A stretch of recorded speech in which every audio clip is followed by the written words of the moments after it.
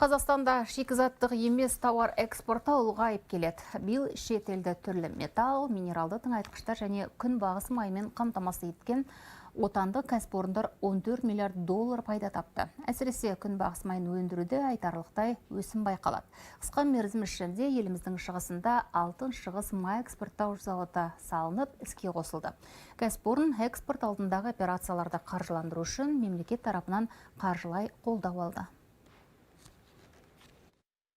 Алтын шығыс май зауыты бар болғаны 1,5 жыл ішінде Предгорный ауылында темір жол бойында орналасқан элеватор маңында салынды. Кәсіпорын бірден шетел нарықтарына шығып, биылдың өзінде 80 мың тонна май экспорттады. Әсіресе Орталық Азиямен жүйелі байланыс орнатылған. Отандық өндірушінің қарқынды жұмысына Қазақстанның даму банкі қолдау көрсетіп, экспорт алды операцияларды қаржыландыруға 15 миллиард теңге қаражат бөлді.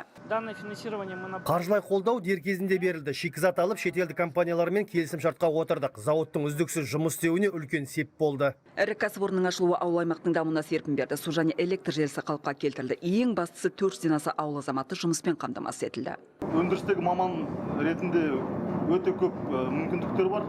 Өзімнің білімімді арттыруға, тәжірибемді арттыруға, жұмыстағы мүмкіндіктерді жүзеге асыруға жақсы жағдай бар деп ойлаймын. Бүгінде импорттық өнім үлесі 54%, сондықтан алтын шығыс экспортқа ғана емес, ішкі нарыққа да ден қояды. Енді рафинация цехын ашып, тұтынушыларды ыдысқа құйылған маймен қамтымақ. В чем наша уникальность? Мы можем работать на всех. Біздің бірегейлігіміз барлық майлы дақылдармен жұмыс істей алуымызда. Келешекте кәсіпорынды одан әрі дамыту жоспары бар. Соның бірі майда рафинациялау мен бөтелкеге құю жұмыстарын қолға алу. Біз болашақта ішкі нарыққа шығуға басымдық береміз. Қазақстанның даму банкі тарапынан көрсетілген көмек табысты жоспарға жетелейді дейді мамандар. Ал шикізаттан тапшылық болмаса анық. Өлкеде майлы дақыл алқабы 211 мың гектарды алып жатыр. Эльмира Ахметова, Бахтин, Шығыс Қазақстан, Хабар 24.